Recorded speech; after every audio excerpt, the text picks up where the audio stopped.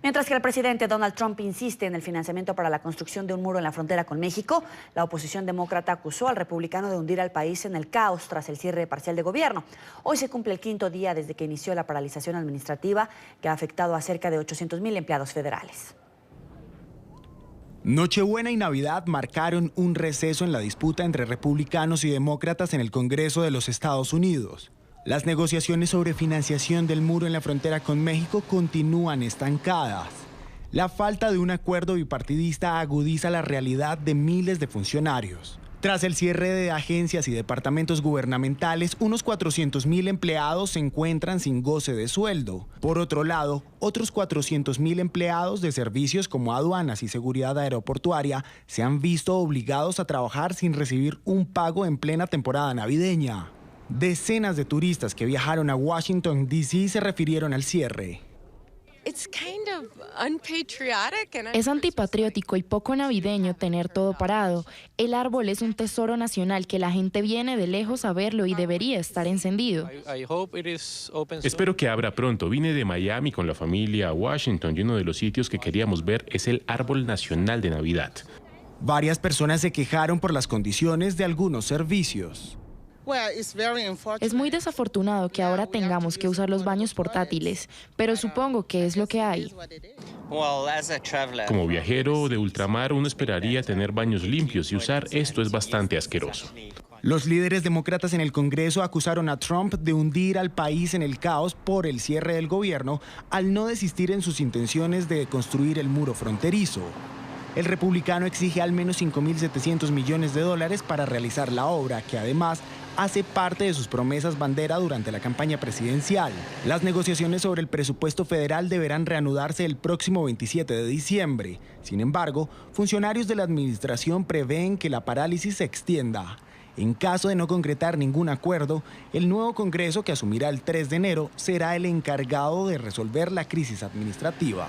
Mientras tanto, en su cuenta de Twitter, el presidente Donald Trump aseguró que ya firmó un contrato para la construcción de 115 millas de largo para otra sección del muro en Texas y que los demócratas deben aprobar el financiamiento.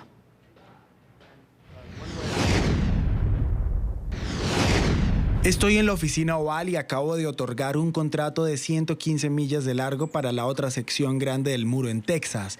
Ya estamos construyendo y renovando muchos kilómetros del muro, algunos completos. Los demócratas deben poner fin al cierre y terminar la financiación. Se salvarán miles de millones de dólares y de vidas. Vamos a saludar en Nueva York a Luis Montes, ex vicepresidente del Partido Demócrata en Islip, Nueva York. Gracias por estar con nosotros, como siempre. Un gusto saludarte. Bienvenido. Buenos días, Jolie. Felices Pascuas. Igualmente, felices Pascuas para ti. Se cumple el quinto día. ¿Cómo amanece la Unión Americana? Porque parece que al presidente Trump no le importa este cierre parcial de gobierno. El gobierno ha amanecido cerrado nuevamente un día más, son 5 días. Como hemos estado relativamente parados, dadas las vacaciones, todavía no ha sido tan notorio, excepto por, como bien lo decía, ¿verdad? La entrada. Muchos turistas han notado eso ya en Washington, D.C., con muchos de los servicios que han simplemente cerrado. En esta semana, estos 3 días que van a estar, son días hábiles, vamos a tener que ver los servicios, por ejemplo, muchos de los servicios que le prestan a los veteranos, estos van a sufrir también ¿verdad? Algún paro, algún tipo de retraso, y muchos otros de los servicios que presta el gobierno, como son pasaportes, el gobierno federal, y habría que ver también en aeropuertos como es TSA y todo esto, que a pesar de que son contratistas privados, quieras o no, los contratos son afectados por este tipo de cierre. Claro, ahora parece que hay una reunión mañana jueves por la tarde. Uno de los puntos álgidos de este debate es el financiamiento del muro fronterizo. ¿Hay espacio para la negociación en este punto? Yo creería que el senador Schumer, que es el líder de la minoría y de Nueva York también, propuso hace unos 10 días varios puntos en la mesa, pero aparentemente al presidente Trump le importa más enfocarse en su tema de campaña Habría que recordar que esta es una promesa de campaña que comenzó diciendo con que México iba a pagar. Ahora quiere que los estadounidenses paguemos 5.700 millones de dólares para este muro, que en realidad no va a proteger más. Entre el muro se hace 6 metros, ven escaleras de 7 metros e igual, o hay también túneles. Creo que ese no es la solución a los problemas. Se tiene que entender también que la mayoría de gente, que la mayoría de gente que se queda ilegalmente en Estados Unidos se queda por que se pasa la visa, el permiso básicamente que se le da la visa para quedarse. Ese es precisamente el mayor número de personas que se están quedando, y esas personas entran a Estados Unidos legalmente, no por la frontera sur, y esto es algo que él está obviando. Es obviamente un punto de campaña, es retórica populista para una base específica a la que él quiere mantener en su columna para las elecciones del 2020. Hay varios especialistas que advierten que este cierre parcial podría extenderse hasta principios del próximo año. ¿El presidente Trump se va a tener que quedar con las ganas de que le aprueben este presupuesto, porque al final también ya va a perder la mayoría? Lo irónico de todo esto, que va a ser mucho más fácil para el Senado, para Mitch McConnell, ponerse de acuerdo con la entrante portavoz Pelosi en enero 3, que con la misma bancada republicana. Habría que recordar varios puntos. Varios de los ya congresistas que han perdido ni siquiera regresaron a Washington para votar. La última propuesta que pasó, que precisamente la Casa le daba 5.700 millones de dólares, pasó justo con 217 votos, es decir, con el mínimo de votos necesarios para pasar. Y ahorita los republicanos tienen más de 230 miembros. Muchos de los miembros no regresaron, es decir, si no regresaron antes de que comenzáramos vacaciones, no van a regresar estos 2-3 días, muy seguramente. Lo próximo sería el 3 de enero, cuando el nuevo Congreso toma posesión, y entonces ahí sí creo que va a haber mucho más fácil, va a ser más fácil poder entenderse Mitch McConnell con Nancy Pelosi que lo que está ahorita Paul Ryan con Mitch McConnell. Para concluir esta entrevista, los migrantes están siendo moneda de cambio más allá de la protección de sus derechos humanos o de sus necesidades por las razones que los llevan a visitar otro país, a tratar de iniciar una vida en otro país. ¿Están siendo utilizados como moneda de cambio en la política estadounidense? Yo creo que peor, Joely, están siendo chivos expiatorios, están siendo usados Trump los usa públicamente para poder exacerbar emociones entre su base, una base bastante con falta de sofisticación, que está en áreas específicas de Estados Unidos, las cuales, lo que él diga se la creen, a pesar de que en los últimos días hemos leído un reporte que en alrededor de 700 días que él ha estado en la presidencia, ha dicho más de 7.500 mentiras o datos, o proveído datos falsos, y eso es lo alarmante de todo esto, que este señor no tiene ninguna vergüenza en inventar cualquier tipo de cosa, así como precisamente esos 115 de contrato de 115 millas que él ha dado. Eso no lo puede dar porque ahorita no hay ninguna aprobación del presupuesto. Él no puede, los predios que se habían dado ya habían sido asignados, los asigna básicamente el cuerpo de el Border Patrol, que es el CBP, y hasta el momento él solo puede estar hablando más de la cuenta que lo que en realidad debería, porque no hay ninguna aprobación extra para esos 115 millones de millas. Entonces los inmigrantes lastimosamente están en el centro de toda esta cuestión de esta maquiavélica estrategia política por parte de Trump, que deja a muchos en el limbo. Ahora ya ni siquiera pueden estar aquí para poder pedir asilo en Estados Unidos. Para concluir, se registra otro caso de un niño migrante que muere en estas circunstancias, en este debate, en medio de las críticas al presidente Donald Trump por el trato a centroamericanos, por la separación de familias. ¿Qué van a hacer los demócratas el próximo año para tratar de frenar esta situación? Porque estamos hablando de vidas humanas. Definitivo. Yo creo que va a haber mucha oportunidad para ponerse de acuerdo. Habría que recordar que los demócratas van a controlar la Casa de Representantes. El Senado va a ser todavía dirigido por Mitch McConnell, incluso con 2 asientos más. Ellos subieron a 53.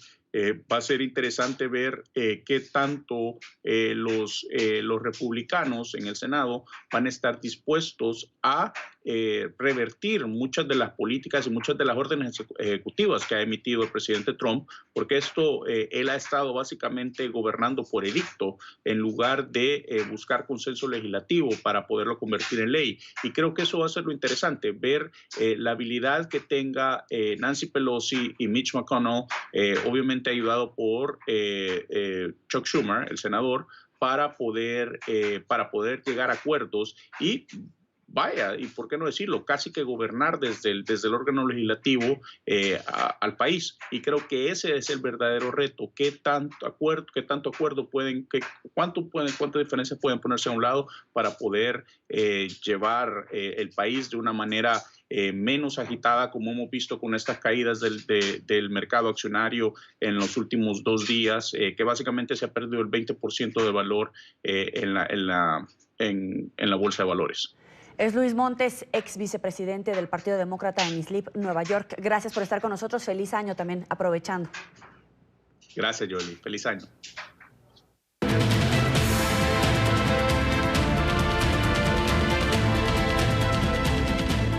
Los periodistas de NTR24 en Miami y Washington tienen la agenda informativa de lo que es noticia a esta hora en la Unión Americana. Miembros del Congreso de Estados Unidos criticaron con dureza a las autoridades migratorias, justamente por lo que le preguntábamos a nuestro invitado, por la muerte de este niño de 8 años de origen guatemalteco. El menor falleció el día de Navidad en un hospital de Nuevo México por causas que aún se desconocen y después de haber sido detenido por cruzar ilegalmente la frontera con México. La noticia desde Washington la tiene Emiliana Molina. Adelante, Emiliana. Buenos días. El niño falleció el día de ayer en Navidad en un hospital del estado de Nuevo México por causas que aún se desconocen. Y después de haber sido detenido por cruzar ilegalmente la frontera con México, según la Oficina de Aduanas y Protección Fronteriza. Congresistas, activistas y residentes del área han reaccionado ante la muerte del menor. Creo que se podrían haber observado más listas de control y otras cosas del centro médico mejor. No conozco todas las circunstancias, siempre hay 2 lados de cada historia, pero por lo que he oído hasta ahora creo que las cosas podrían haber sido diferentes. Este es el segundo menor que muere este mes bajo custodia de las autoridades estadounidenses. El pequeño comenzó a mostrar signos de una posible enfermedad el lunes, día de Nochebuena. Fue trasladado junto a su padre al hospital. Los doctores determinaron que el niño sufría de un resfriado común. Pero cuando iban a darlo de alta observaron que tenía fiebre y decidieron dejarlo otros 90 minutos en observación para luego darlo de alta con una receta médica para que tomara ibuprofeno y amoxicilina. Pero la salud del menor empeoró. Comenzó a sentir náuseas y vómitos y los agentes migratorios lo llevaron de vuelta al hospital Gerald Champion Regional, donde falleció poco después de la medianoche el día de Navidad. El gobierno guatemalteco fue notificado de la muerte del menor y exigió a las autoridades de Estados Unidos una investigación clara y en resguardo del debido proceso sobre las circunstancias que llevaron al fallecimiento del pequeño, cuyo nombre aún se desconoce. El ejecutivo del país centroamericano reaccionó de una manera similar ante la muerte de la niña Jacqueline Calmaquin, de 7 años. A pesar de que estaba bajo su custodia, el gobierno de Estados Unidos negó cualquier responsabilidad por la muerte de la menor, quien, de acuerdo al Hospital del Paso, murió por deshidratación, fiebre y de choque séptico, aunque todavía se desconocen los resultados de la autopsia. Desde Washington, Emiliana Molina, regreso al Centro Internacional de Noticias. Gracias, Emiliana. Dejamos Washington, vamos a Miami. Una niña de 8 años murió una semana después de que su padre, un oficial de la Guardia Costera de los Estados Unidos, le disparara, según confirmó la policía de Miami-Dade. La niña fue hospitalizada en el Nicholas Children's Hospital en condición crítica. Su madre y su hermano de 7 años fueron asesinados en las primeras horas del 16 de diciembre en el suroeste de Miami-Dade, en un caso de homicidio-suicidio. La historia completa la tiene tiene Paola Serna. Paola, muy conmocionante esta información. De hecho, mucha de la gente residente en este lugar pues se declaraba sorprendida por la situación, por el impacto de haber matado a esta familia. Hola, ¿qué tal? Muy buenos días. Pues de verdad ha sido un caso que ha estremecido al sur de la Florida. Los hechos ocurrieron el pasado 16 de diciembre. Este hombre, John Presnar, de 44 años, agente de la Guardia Costera de los Estados Unidos, aquí en la ciudad de Miami Beach, llegó a su residencia, ubicada en el área de Homestead. Esto es el área rural en la parte suroccidente del condado Miami-Dade. Ese día llegó armado y disparó en contra de su mujer de 39 años, de su hijo de 7 años, quienes fallecieron de manera inmediata, y también de la pequeña de 8 años, Makina Presner. Ella había estado batallando desde el pasado 16 de diciembre hasta el día de Navidad. Las autoridades, sin embargo, ya han confirmado que la niña murió, no soportó los disparos propiciados por su propio padre, quien posteriormente, pues ese mismo día, cometió suicidio. El hombre había estado vinculado a la Guardia Costera de los Estados Unidos desde el año 2001 y esta es una investigación que aún continúa realizando la policía del condado Miami-Dade y las autoridades para determinar qué fue lo que ocurrió y lo que motivó a este hombre a cometer este homicidio triple y posteriormente su propia vida, haberse quitado su propia vida. En la información que se genera desde aquí, desde Miami, soy Paola Serna. Continúen con más desde nuestros estudios centrales. Muy buenos días. Avanza la mañana y también avanza la agenda informativa de las Américas. Es noticia a esta hora. 4 personas murieron en un accidente de tránsito en Florida. Aparentemente 2 automóviles chocaron de forma frontal en una de las vías del condado de Highlands. Entre las víctimas se encuentra una menor de 16 años. Una familia de 9 integrantes que había sido retenida en su propia casa por secuestradores fue liberada en Cancún por la Policía Federal de México. Aunque no se han dado a conocer mayor información sobre el tiempo que permanecieron cautivos, se informó que la familia se encontraba reunida para las fiestas navideñas cuando el grupo armado entró a su domicilio ubicado en uno de los barrios más populares del destino turístico. Las autoridades detuvieron a 5 personas. Y en una ceremonia simbólica, Corea del Norte y Corea del Sur inauguraron la conexión por tren y carretera de la península. El presidente surcoreano Moon Jae-in y el líder del régimen norcoreano Kim Jong-un acordaron realizar este acto antes de que terminara el año en la tercera cumbre intercoreana. Según informó Seúl, el inicio de las obras dependerá de los progresos realizados en la desnuclearización del norte.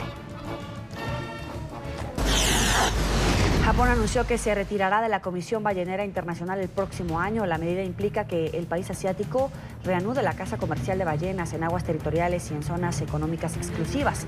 Diversas organizaciones de conservación animal rechazaron la decisión. Además, países como Australia lamentaron la noticia e instaron a Japón a continuar en el organismo. Un artista en India hizo esta escultura gigante de Papá Noel usando solo arena y botellas de plástico. Los cristianos forman menos del 3% de la población del país, con más de 1.000 millones de habitantes, pero la Navidad ahora es ampliamente celebrada. Las fiestas estuvieron marcadas por villancicos, pasteles, velas, brillantes árboles de Navidad y el intercambio de regalos de amigos y familiares.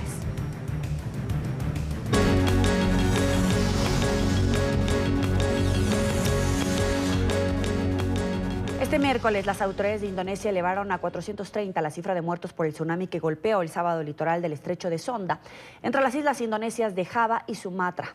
Voluntarios y personal de la Agencia Nacional de Gestión de Desastres buscan a 159 personas reportadas como desaparecidas. Las fuertes lluvias que han provocado desbordamientos de ríos e inundaciones dificultan el rescate de los desaparecidos en el tsunami del estrecho de Sonda, Indonesia, el cual se ha cobrado la vida de 430 personas según los últimos datos ofrecidos por las autoridades y eleva a 22.000 los desplazados. El portavoz de la Agencia Nacional de Gestión de Desastres también elevó a 159 el número de desaparecidos a causa del desastre que causó además 1.495 heridos. La zona más afectada es Pandeglang, en la costa oeste de la isla de Java, donde según el portavoz se registraron 290 de los muertos, 1.143 de los heridos y 77 de los desaparecidos, además de más de 17.000 damnificados. El tsunami azotó la costa oeste de Java y del extremo sur de la isla de Sumatra, donde las malas condiciones meteorológicas dificultan las tareas de los equipos de rescate y de las organizaciones de ayuda humanitaria. Las autoridades achacan el maremoto, que llegó a las playas sin activar las alarmas, al desplome de parte de la isla que forma el volcán Anak Krakatau, situado en el estrecho de Sonda a causa de una fuerte erupción. Las tareas de rescate coinciden este miércoles con el 14º aniversario del tsunami que arrasó la provincia indonesia de Aceh en el norte de la isla de Sumatra, donde murieron 167.799 personas y que afectó otra decena de países a lo largo del Océano Índico, elevando el total de muertos a más de 230.000. Aceh, la zona más afectada por aquel desastre natural, conmemora a las víctimas con diferentes actos religiosos bajo el lema "Construyamos juntos, estemos alerta". Vamos a Venezuela. El precio de la canasta familiar aumentó 132,6% con respecto al mes de octubre de 2018 y 169,189% entre noviembre de 2017 y noviembre de 2018. Según el más reciente informe del Centro de Documentación y Análisis Social de la Federación Venezolana de Maestros, se requieren 67,6 salarios mínimos para garantizar los alimentos en los hogares venezolanos. En Caracas, Luis Laya con la información. Hola, muy buenos días. Pues la crisis en Venezuela se agudiza. En estas épocas navideñas quizás se nota un poco más la crisis que viven los ciudadanos, pues el ánimo de las personas quizás está un poco más en la piel, ¿no? Se puede notar un poco más. Esta vez se agudiza aún más por este nuevo anuncio de la canasta básica, un aumento de más de 69.000 bolívares entre el mes de octubre y el mes de noviembre de este año, es decir, en apenas solo un mes, en un país en el que el salario básico llega apenas a los 4.500 bolívares, una canasta básica familiar se ubica en 121.000 bolívares, un precio impagable, un precio que básicamente los padres aseguran tienen que elegir entre cómo alimentar a sus hijos u otras necesidades. Esto es parte del drama que se vive en Venezuela diariamente en este país y específicamente en este año en el que se ha agudizado astronómicamente la crisis en Venezuela. Vamos a escuchar el siguiente sonido.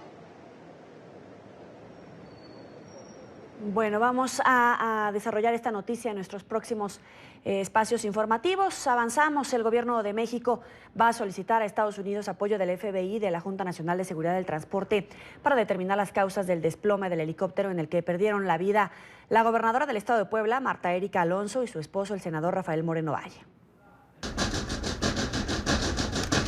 México solicitará el apoyo del FBI y de la Junta Nacional de Seguridad de Transporte estadounidense para determinar las causas del desplome del helicóptero en el que viajaban una gobernadora y su esposo, un senador.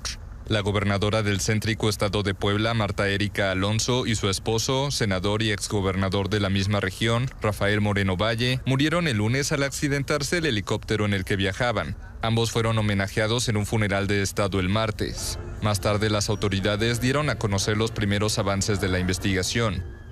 Después de un análisis exhaustivo y cuidadoso de los restos de la aeronave, no encontraron explosivos o sustancias ajenas al combustible que hayan explosionado dentro de la aeronave accidental. Alonso y Moreno viajaban de Puebla a Ciudad de México a bordo de un helicóptero Augusta 2011, con 2 capitanes y el asistente del senador. Todos fallecieron en el incidente. La aeronave se desplomó a 10 minutos de haber despegado sobre campos de maíz en el municipio de Tlaltenango, tras perder comunicación con la torre de control. Alonso fue investida como la primera gobernadora de Puebla el 14 de diciembre, después de que el Tribunal Electoral ratificara su triunfo en los comicios del pasado 1 de julio, tras medio año de una controversia con Luis Miguel Barbosa, el candidato del partido oficialista Movimiento Regeneración Nacional Morena. Avanzamos. En México se incrementaron las solicitudes de refugiados. En 2017 ingresaron 39 millones de extranjeros y algunos de ellos se quedaron en el país. Este aumento ha generado irregularidades. Esta es la primera entrega del especial periodístico del éxodo al crimen de nuestra cadena aliada Excelsior Televisión.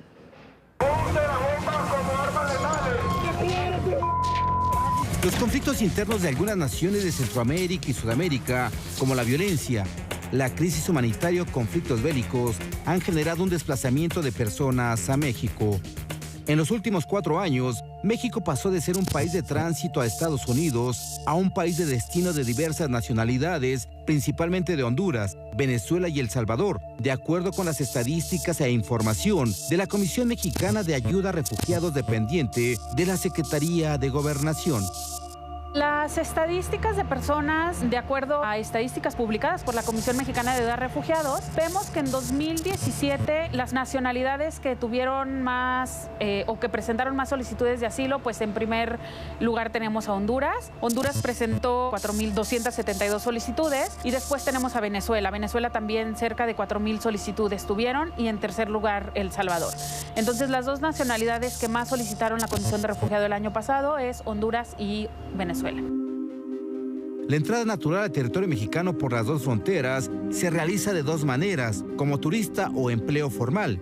Tan solo en 2017 se tuvo la visita de 39 millones de extranjeros de diversas nacionalidades a diversos destinos turísticos. Algunos de ellos se quedaron de manera permanente en el país, debido a que el Instituto Nacional de Migración no da un seguimiento de las personas de otra nacionalidad que entran al país.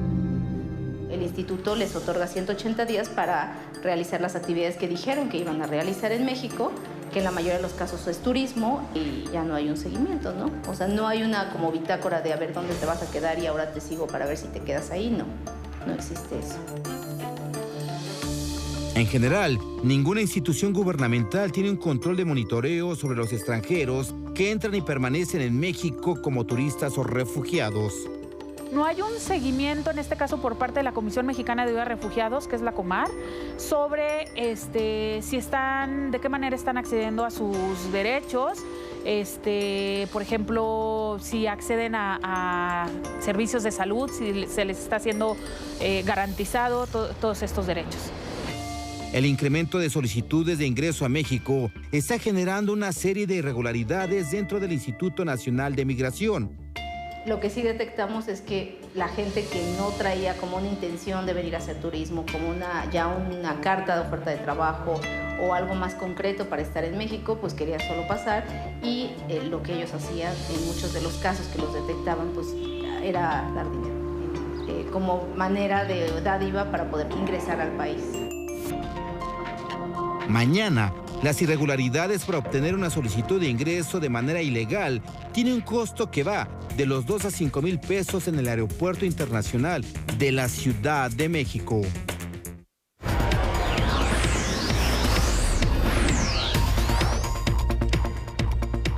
Y a partir de hoy en el programa La Mañana haremos un resumen informativo de las noticias más importantes de 2018. Comenzamos con el mes de enero. El año 2018 inició marcado por una polémica en Perú. El 4 de enero, el expresidente Alberto Fujimori, condenado por delitos de lesa humanidad, recibió la alta médica y quedó en libertad tras un indulto otorgado por el entonces presidente Pedro Pablo Kuczynski. Meses más tarde, el Poder Judicial anuló el beneficio humanitario y ordenó el reingreso a la cárcel de Fujimori, algo que no ha ocurrido hasta ahora por su deteriorado estado de salud.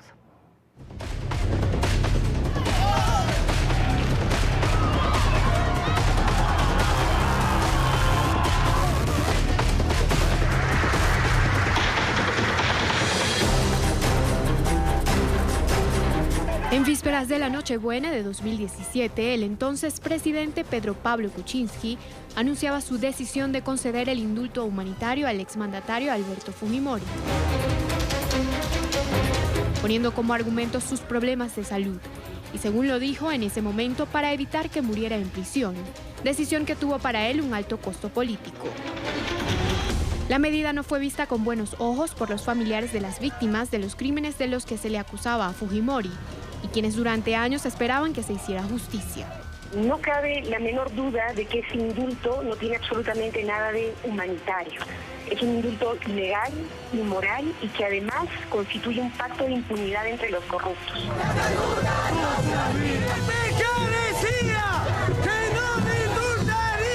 Pero no hubo protesta que frenara el designio de PPK.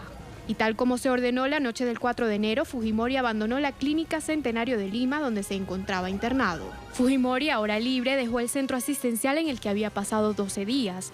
Salió en silla de ruedas en un visible estado de deterioro físico, acompañado de su hijo Kenji y otros colaboradores. Saludó a los periodistas que se encontraban apostados a las afueras del hospital e ingresó al vehículo que lo trasladó a su residencia bajo la custodia de agentes de seguridad del Estado.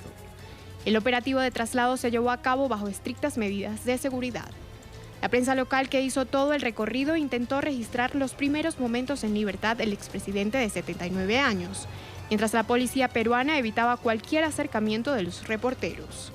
En algunos puntos de la capital, cientos de personas se congregaron para expresar su rechazo. Durante el traslado, Kenji Fujimori compartió este video con su padre. Ya en la comodidad del lugar en el que pensó que se hospedaría por el resto de sus días, ubicado en el exclusivo sector de La Molina, se tomó estas fotografías junto a sus hijos Kenji, Keiko y demás miembros de la familia. La casa donde se hospedaba Fujimori se ubicaba en la calle Pontevedra, en la elitesca urbanización La Estancia. De acuerdo con datos de un portal inmobiliario, por la casa de 1.900 metros cuadrados se pide un pago mensual equivalente a $5.000. Cuenta con 5 dormitorios, 4 baños, jardines, piscina y jacuzzi. Un panorama no muy distinto al que vivía cuando se encontraba en prisión, donde pasaba sus días en una celda con todas las comodidades y beneficios que no tenía un recluso común. Cama ortopédica, televisor, teléfono, cocina y hasta una biblioteca de su uso particular. De los 25 años de sentencia que recibió Fujimori en 2009, permaneció 12 tras las rejas. Fue sentenciado por los crímenes conocidos como la matanza de Barrios Altos y de la Cantuta, en los que murieron 25 personas en 1991 y 1992, así como por el secuestro de un periodista y un empresario y por delitos de corrupción. Pero esta condición le duró poco, ni siquiera un año. Quiero pedirle al presidente de la República, a los miembros del Poder Judicial, una sola cosa. Por favor, no me maten. Si regreso a prisión, mi corazón no lo va a soportar. 9 meses después, la Corte Suprema le retiró el beneficio por considerar que carecía de efectos jurídicos y ordenó su captura. Inmediatamente fue detenido de nuevo. Es extremadamente doloroso saber que un juez de nuestro país le ha quitado la libertad a mi padre, señalando que porque él no está moribundo, no tiene derecho a un indulto humanitario. Y durante el mes de enero de 2018 fue noticia un operativo en Venezuela, en una zona conocida como El Junquito. Óscar Pérez, el piloto que se rebeló contra el régimen de Nicolás Maduro, fue localizado y rodeado por la Guardia Nacional Bolivariana en un local a las afueras de Caracas. El uniformado sublevado permanecía en la clandestinidad desde junio de 2017, cuando tomó el control de un helicóptero oficial. Sobrevoló el Tribunal Supremo de Justicia y desplegó una bandera contra el madurismo. Tras el operativo, Pérez y otras 6 personas murieron. Sus familias denunciaron durante varios días la demora para la entrega de los cadáveres. El entierro de los fallecidos se llevó a cabo con total hermetismo. Y el Papa Francisco visitó Chile y Perú en enero de 2018. El pontífice hizo su primera parada en Santiago, el día 15, donde fue recibido por miles de seguidores católicos. Luego de visitar el Palacio de la Moneda y saludar a la expresidenta Michelle Bachelet, viajó a las ciudades de Temuco e Iquique. El 18 de enero se trasladó a Perú, en la que fue la primera visita de un papa al país en 30 años. Estuvo en las ciudades de Lima, la capital, Puerto Maldonado y Trujillo. Sus seguidores en Argentina, su país de origen, le reclamaron por no haber visitado la nación.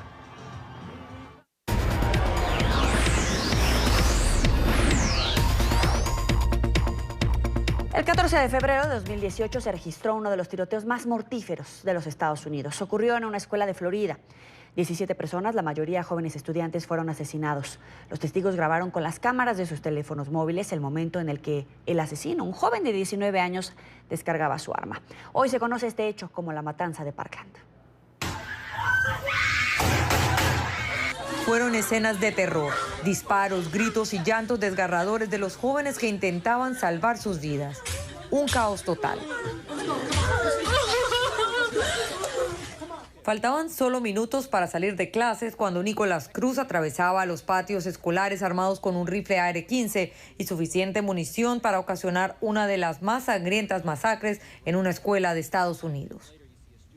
Un día antes de la masacre, Cruz anunciaba con detalles lo que ocurriría. Hola, mi nombre es Nick y seré el próximo tirador escolar del 2018. Mi objetivo serán por lo menos 20 personas con una AR-15. Y munición, puedo cumplirlo, será en Stoneman Douglas, en Florida. Será un gran evento.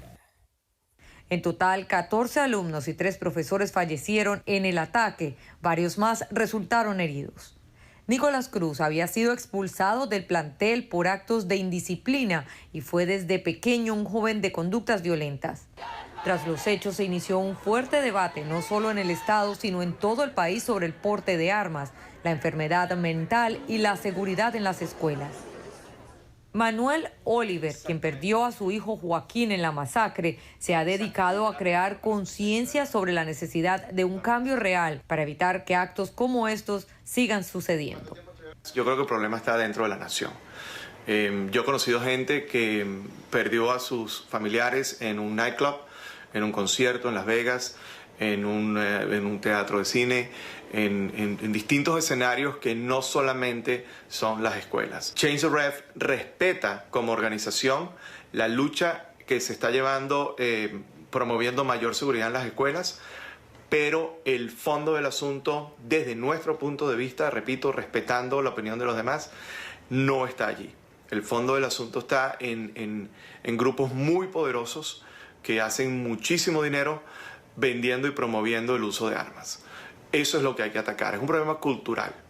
La esperanza del padre de Joaquín es que la memoria de su hijo siga siendo un referente de una enorme lucha social. Es mucha la fuerza que tiene Joaquín como activista.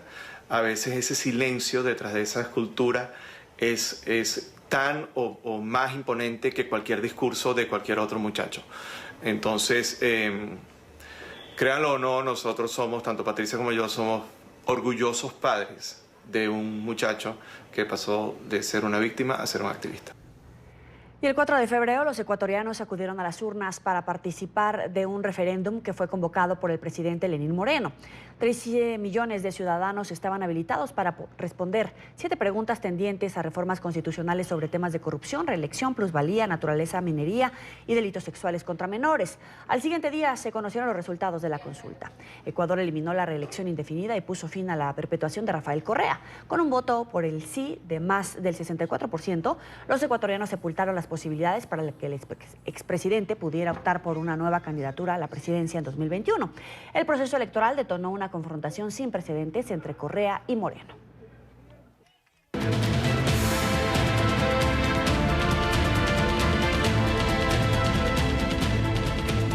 En España, la Policía Nacional detuvo a una familia rumana acusada de explotar sexualmente a su hijo de 16 años. El joven era llevado a distintas ciudades para hacerlo pasar por mayor de edad y obtener beneficios económicos a cambio de relaciones sexuales. La noticia la tiene Marcelo Moncayo desde Madrid. Adelante, Marcelo.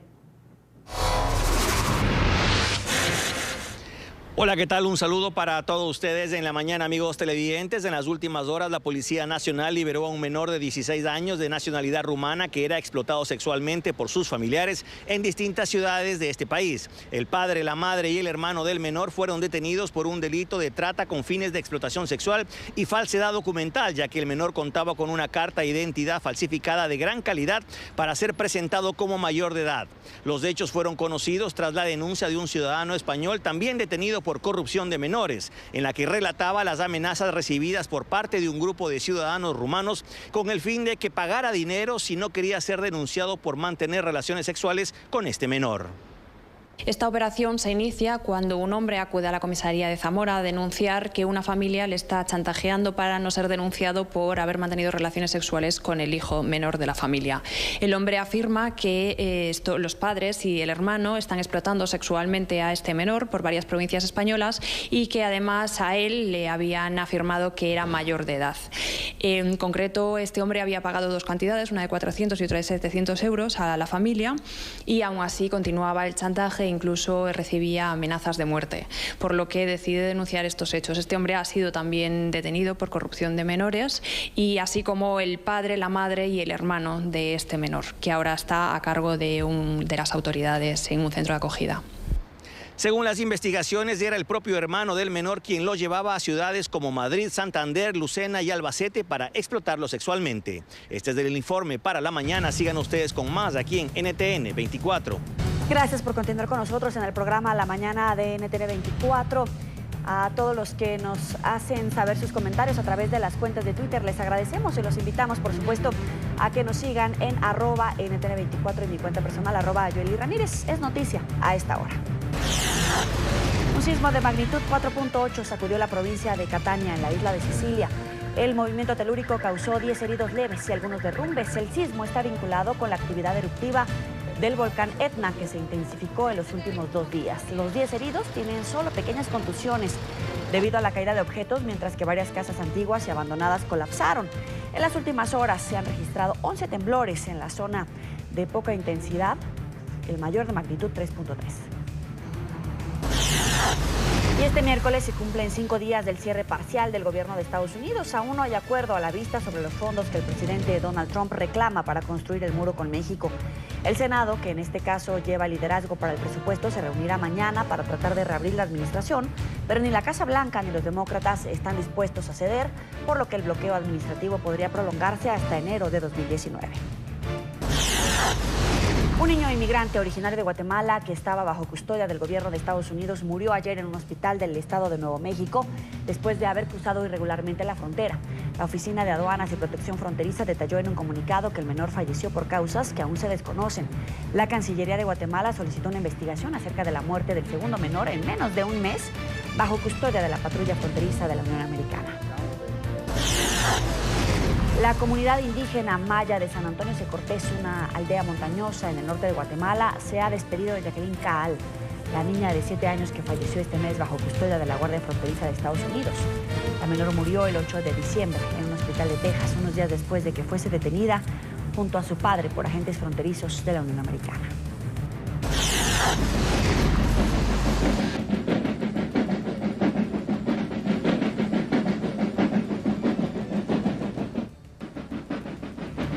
Habitantes del estado mexicano de Puebla, junto con la clase política local y nacional, despidieron a la gobernadora Marta Erika Alonso y su esposo, el senador Rafael Moreno Valle. Ambos políticos pertenecían al derechista Partido Acción Nacional. La pareja falleció el pasado lunes después de que el helicóptero en el que viajaban se precipitara a tierra 10 minutos después de despegar. La Fiscalía está haciendo el trabajo inicial en plena coordinación, insisto, con las demás autoridades, tomando declaraciones de testigos y de toda persona a quien le conste los hechos.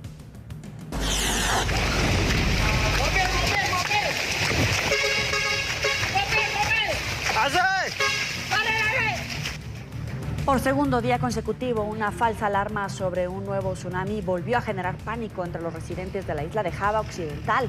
En Indonesia, las fuertes lluvias y el aumento de los niveles del agua mantienen en alerta a la población que sufrió el impacto de olas gigantes el sábado pasado. Los soldados que trabajaban en la zona salieron corriendo para ponerse a salvo. Los militares decidieron suspender temporalmente las labores de búsqueda por el riesgo de un nuevo tsunami. Esto es por la seguridad del personal, porque la agencia geofísica ha advertido que las olas podrían subir mucho. Así que nos han dicho que lleguemos a tierra y estamos posponiendo la operación de búsqueda y rescate por el momento. Hasta que la agencia de geofísica dé un nuevo aviso, suspenderemos la operación de búsqueda y rescate. Si la situación es segura, tal vez continuemos con la limpieza. Las esperanzas de encontrar sobrevivientes disminuyen con el paso de los días en Indonesia. Brigadas de rescate trabajan a contrarreloj para encontrar con vida a alguna de las 159 personas que han sido reportadas como desaparecidas.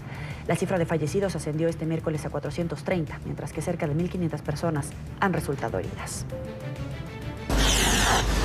Y mientras los rescatistas tratan de llegar con ayuda a algunas de las zonas de Indonesia devastadas por el tsunami, muchos sobrevivientes pasaron a ser víctimas del hambre y las enfermedades. La falta de agua potable y de medicamentos afecta a miles de personas refugiadas en centros de emergencia. Los trabajadores humanitarios advierten sobre los riesgos de una crisis sanitaria. Al menos 3 estudiantes murieron en China debido a una explosión en un laboratorio de la Universidad de Beijing. La explosión causó un incendio que fue controlado por un equipo de bomberos. Las autoridades señalaron que el estallido ocurrió en un laboratorio cuando varios jóvenes realizaban un experimento sobre el tratamiento de residuos. Decenas de personas de varios edificios aledaños fueron evacuadas tras la emergencia.